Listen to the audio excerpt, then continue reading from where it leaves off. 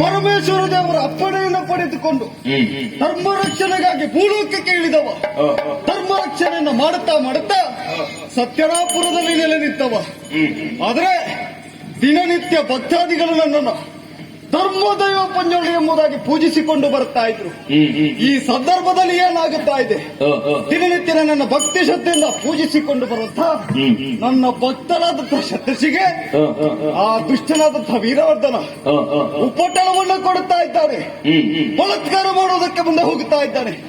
ಬಿಡಬೇಕಾ ಬಿಡಬಾರದವರನ್ನ ಮಾರ್ಗ ಮಧ್ಯದಲ್ಲಿ ತಡೆಯಬೇಕು. ಮಾಡಿದಂತಹ ಅಧರ್ಮದ ಕಾರ್ಯಕ್ಕೆ, ಮಾಡಿದಂತಹ ಪಾಪದ ಕೆಲಸಕ್ಕೆ ದಂಡನೆ ಸಿಗಬೇಕು ಅವನಿಗೆ. ತಡ ಮಾಡುವುದಲ್ಲ, ಮಾರ್ಗ ಮಧ್ಯದಲ್ಲಿ ಆತನನ್ನು ತಡೀತಾರೆ.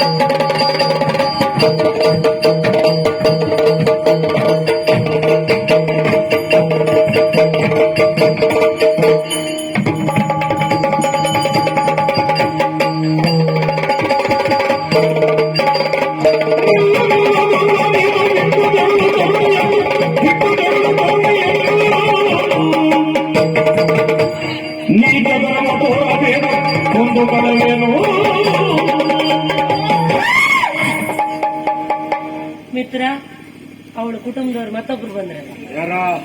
ನೀ ಅಂತ ಮರೆ ಏನೋ ಮುಖ ಎಲ್ಲ ಕಾಣದ ಏನಾಯ್ತು? ಎಂತಾಯ್ತು? ಬಹುಶಃ ಹೀಗಾಗಿರ್ಬಹುದು. ಹೇಗಾಯ್ತು? ನವರಾತ್ರಿ ಯಾಸ ಹಾಕಿದ್ರ ಕಾಣ್. ಆಮೇಲೆ ವಿಷಯ ಗೊತ್ತಾಯ್ತಾ ಇಲ್ಲ? ಬರುವುದಕ್ಕೆ ಗಡಿ ಬಿಡಿಯಲ್ಲಿ ಓಡ್ ಬಂದ್ರು, ತಡವಾದ್ರು, ಬೇ ಬಂದ್ರ, ಬಂದು ಕೌಚಿ ಬಿದ್ದಾಗ ಒಡ್ಡೆಲ್ಲ ಕಾಣ ಅರ್ಚಿ ಹೋಯ್ತಲ್ಲ, ನೆತ್ತರು ಹರಿತ. ಹೌದೌದು, ಆದ್ರೆ ತೊಂದ್ರೆ ಇಲ್ಲ. ಇದು ನೀವು ಬಿತ್ಕೊಂಡು ಬಂದದ್ದು ನನಗೆ ಬೇಸರ ಇಲ್ಲ.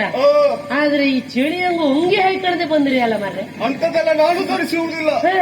ಚಳಿ ಎಂಬುದು ನನಗಾಗುತ್ತದ ಅಂದ್ರೆ ನಾನು ಯಾರು ಗೊತ್ತಾಗ್ಲಿಲ್ಲ ಇನ್ನು. ಅಲ್ಲ, ಈ ಗಂಟಿ ಮಣಿಯಲ್ಲಿ ಭಟ್ರು ಹುಡುಕ್ತಾ ಇದ್ರೆ ನೀವ್ ಹಿಡ್ಕೊಂಡು ಸುತ್ತತ್ರಿಯ? ಇದು ನನ್ನ ಭಕ್ತಾದಿಗಳು ಕೊಟ್ಟಂತಹ ಕಾಣಿಕೆ. ಭಕ್ತಾದಿಗಳು ಕೊಡುದ? ಯಾರು ನೀವು? ನನ್ನ ಪರಿಚಯ ನಿನಗಾಗಲಿಲ್ಲ. ಹರಗನಗಳಲ್ಲಿ ಏಕವೀರಗನ ಬಂದಂತಹ ಧರ್ಮದೈವ ಪಂಜೋಳಿ ನಾನು. ಧರ್ಮದ ಒಂದು ಬಾ, ನಿನಗೆ ಗೊತ್ತಾಗ್ಲಿಲ್ವಾ? ನಾನು ಕೇಳಿ ತಿಳಿದಿದ್ದೇನೆ. ಮೇಲಕ್ಕೆ ನೋಡಿದೆ ನೀನು? ಕೈಲಾಸವಾಸಿ ಪರಮೇಶ್ವರ. ಕೈ ಸಾಲ ಮಾಡ್ಕೊಂಡ ನೀನೇ ಮಾಡ್ಕೊಳ್ಬೇಕು. ಈಗ ಅವನ ಹೆಸರು ಕೇಳಿದ್ರೆ ಕೈ ಸಾಲ ಯಾರು ಕೈಲಾಸವಾಸಿಯ ಪರಮೇಶ್ವರ ಅವನ ಹರಣಗಣಗಳಲ್ಲಿ ಏಕಮಾತ್ರ ವೀರ ಧರ್ಮದೈವ ಅಂದ್ರೆ? ಬಂಜುರ್ಲಿ ದೈವ ಗಣ. ಮಿತ್ರ ನಾನು ಇಷ್ಟೊತ್ತು ಮಾತಾಡೋ ದೈವದ ಹತ್ರವ ಒಂದು ಮಾತು ಹೇಳ್ದಿಯ ಮರೆಯ. ಏನಾಯ್ತು? ಬ್ಯಾಡ್ದಿದ್ದೆಲ್ಲ ಹೇಳ್ದೆ ಅಲ್ಲ. ಹೇಳ್ದ ನವರಾತ್ರಿ ಹಸುವ ಅಂಗಿ ಹೇಳ್ಕೊಂಡ್ ಬರ್ಲಿಯ ಗಂಟೆ ಮಾಡಿ ಕತ್ಕ ಬಂದ ಒಂದೇಡು ಹೇಳದಲ್ಲ ಮರೆಯ. ಹಾಗಾದ್ರೆ ಹೋಯ್ ಕಾಯಿ ಹೊಡ್ಕ ಬಪ್ಪ ಅಂದ್ರೆ ನಮ್ ದೈವನಿಯಲ್ಲಿ ತಂದು ಗೊತ್ತಿಲ್ಲ ಮರೆ. ಕುಟುಂಬದವ್ರು ಹೇಳಲ್ವಾ? ಅಲ್ಲ ಮಿತ್ರ, ಈಗ ನಾವೇನ್ ತಪ್ಪು ಮಾಡಿದ್ರೆ ಅಂತ ಬೇಕಲ್ವಾ? ಅಲ್ಲ ಹೌದು ಹೌದು ಕೇಂತ ಬಿಡ್ತಾನೆ ಕೇಂತೆ ತಪ್ಪೆಂತ ಮಾಡ್ಲಲ್ಲ ಮಾಡಿದ್ರೆ ಗೊತ್ತಾಗ್ತದೆಯಲ್ಲ. ಅದ್ರ ಸರಿ ಬೀಳುತ್ತಂದ ಬೀಳುವಳಿವೆ ನಾನಿದ್ದೆ, ಬಿದ್ರ ಮೇಲೆ ನೀನಿಲ್ಲ ಅದು ಹೇಳಲಿಕ್ಕಿಲ್ಲ. ಓಹೋ ದೈವವೇ, ಕೂಗುದಾಕಲ್ಲ ನನ್ನ ಶೈಲಿಯ ಹೇಗೆ ಅಲ್ಲ ಮರೆ, ನೀವು ಕೂಗುದೆ ನಿಮ್ಗೆ ನಾನು ಕೆಪ್ಪಂದೆ ಅದಕ್ಕೆ ನೇರ ವಿಷಯ ಹೇಳು. ಬೇರೆ ಏನಲ್ಲ ಮರೆ. ಈಗ ಇದ್ರಲ್ಲಿ ನಮ್ಮದೇನುಂಟು ತಪ್ಪು? ಆ ಹೆಣ್ಣರನ್ನು ಬಲತ್ಕಾರ ಮಾಡುವುದಕ್ಕೆ ಹೋದವರು ನೀವು. ಅಂದ್ರೆ ಆ ಹೆಣ್ಣು ನಿಮಗೇನಾಗಬೇಕು? ನನ್ನನ್ನ ದಿನನಿತ್ಯ ಭಕ್ತಿ ಶ್ರದ್ಧೆಯಿಂದ ಪೂಜಿಸಿಕೊಂಡು ಬರುವಂತಹ ನನ್ನ ಭಕ್ತಳಾದಂತಹ ಸತ್ಯಶ್ರೀ. ಓ, ನಿಮ್ ಭಕ್ತರೆಲ್ಲ ಹೆಣ್ಗಡೆಯ? ಲೋಕದಲ್ಲಿರುವವರೆಲ್ಲರೂ ನನ್ನ ಭಕ್ತರೇ ಪುಣ್ಯಾತ್ಮ. ಆದ್ರೆ ದೈವವೇ, ಇದರಲ್ಲಿ ನನ್ನದೇನೂ ತಪ್ಪಿಲ್ಲ. ನಿಮ್ಮನೆ ಇದು ಎಲ್ಲ ಮಾಡಿದ. ಒಂದು ವೇಳೆ ನೀನು ತಪ್ಪಾಯ್ತಂತ ಶರಣಾದದ್ದು ಹೋದಂತಾದ್ರೆ ಖಂಡಿತವಾಗಿ ನಾನಾಗಲಾರೆ. ಮಿತ್ರ, ಹೊಕ್ಕಿನ ಹೆಂಡತಿ ನನಗೆ ಸೇರಬೇಕಾದವಳು ಎಳೆದುಕೊಂಡು ಹೋಗ್ತಾ ಇದ್ದೇನೆ. ತಡೆದಕ್ಕೆ ನೀನು ಬಂದದೆ ಹೋಗ್ತಾದ್ರೆ ಹಿಡಿದ ಕತ್ತಿನ ನಿನ್ನ ಬಲಿ ಆಗ್ತದೆ. ಅಧರ್ಮದ ಕಾರ್ಯವನ್ನು ಮಾಡುತ್ತಾ ಇದ್ದೀನಿ. ನೇರವಾಗಿ ಹೇಳುವುದು ನಾನು ಇಲ್ಲಿಂದ ಓಡಿ ಹೋದ ನಿನ್ನ ಜೀವವನ್ನಾದರೂ ಬಿಟ್ಟರು ಹಿಡಿದಂತಹ ಕೂರಸಿಯಿಂದ ತಲೆ ಕತ್ತ ಓಡೇ ಬಿಡೋಣ. ಶಕ್ತಿಯ ಮುಂದೆ ಇನ್ನದೇನು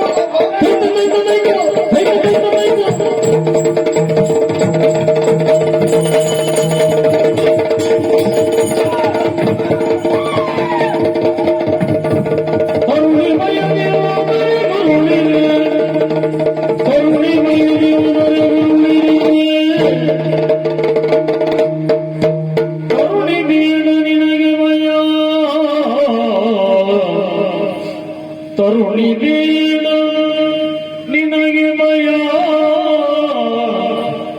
ನಿನ್ನ ರಕ್ಷಣೆ ಎಂಬುದೆನುಗ, ನಿನ್ನ ರಕ್ಷಣೆ ಎಂಬುದೆನುಗ, ಅಭಯವೀಯುಗಲ ಪಂಜುರುಳಿ, ಅಭಯವೀಯುಗಲ ಪಂಜುರುಳಿ.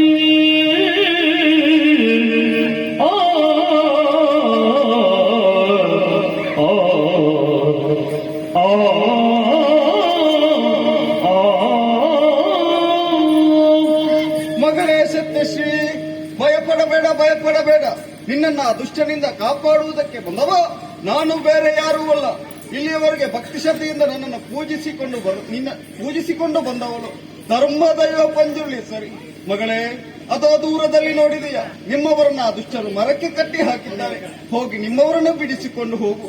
ಅಷ್ಟು ಅಲ್ಲದೆ ಇನ್ನು ಮುಂದಕ್ಕೆ ಭಕ್ತಿ ಶ್ರದ್ಧೆಯನ್ನು ನನ್ನನ್ನು ನಂಬಿಕೊಂಡು ಬಂದಲ್ಲಿ ನಿನಗೆ ಬರುವಂತಹ ಕಷ್ಟ ತೊಡಕು ತೊಂದರೆಗಳನ್ನ ನಾನು ದೂರೀಕರಿಸುತ್ತೇನೆ. ನಂಬಿಕೊಂಡು ಬಾ, ನಂಬಿಕೊಂಡು ಬಾ, ನಂಬಿಕೊಂಡು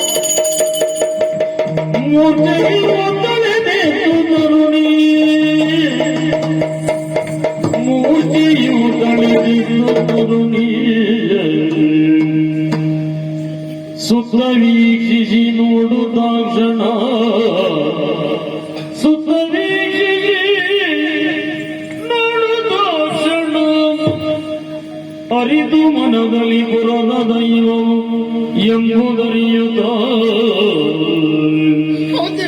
ಅರಿತು ಮನದಲ್ಲಿ ಪುರದ ದೈವವು ಎಂಬುದರಿಯುತ್ತ,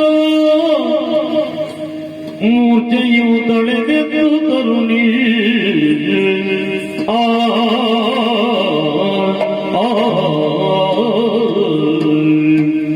ಏನ್ ಆಶ್ಚರ್ಯವನ್ನೇ ಕಾಣ್ತಾ ಇದ್ದೇನೆ.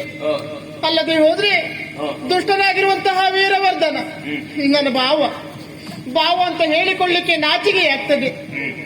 ಕರಕಟ್ಟಿ ಎಳೆದೊಯ್ಯುವಂತಹ ಸಂದರ್ಭ ರಕ್ಷಣೆಗಾಗಿ ಯಾರಿದ್ದಾರೆ ಎನ್ನುವುದಾಗಿ ಗೋಗರೆದವಳು ನಾನು. ಆ ಸಂದರ್ಭಕ್ಕೆ ನನ್ನ ಕಣ್ಮುಂಭಾಗದಲ್ಲಿ ಯಾವುದೋ ಒಂದು ದಿವ್ಯ ಶಕ್ತಿ ಗೋಚರವಾಯ್ತಲ್ವೇ. ಆ ರೂಪವನ್ನು ನೋಡಲು ಅಸಾಧ್ಯಳಾಗದಂತಹ ನಾನು ದರೆಗೊರಗಿದವಳಿದ್ದೇನೆ. ಮೂರ್ಛೆ ಹೋದಂತಹ ಸಂದರ್ಭ ಒಂದು ನುಡಿ ಕೇಳಿ ಬಂತಲ್ವೇ.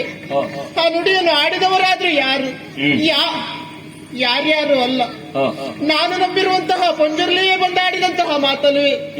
ಮಗಳೇ ಸತ್ಯಶ್ರೀ, ಭಯಪಡಬೇಡ, ಇನ್ನು ಮುಂದಕ್ಕೆ ನಿನ್ನ ರಕ್ಷಣೆಗೆ ನಾನಿರ್ತೇನೆ ಎನ್ನುವುದಾಗಿ. ಜೊತೆಯಲ್ಲಿ ನಿನ್ನ ಅಣ್ಣನನ್ನು ಮರಕ್ಕೆ ಬಂಧಿಸಿದ ಆಪಾಪಿ ಬಂಧ ಮುಕ್ತಗೊಳಿಸಿ ಕರೆದುಕೊಂಡು ಹೋಗಬೇಕು ಅರಮನೆಗೆ ಎನ್ನುವುದಾಗಿ ನನ್ನ ದೈವ ನುಡಿದಿರುವಂತಹ ನುಡಿಯಲ್ವೇ.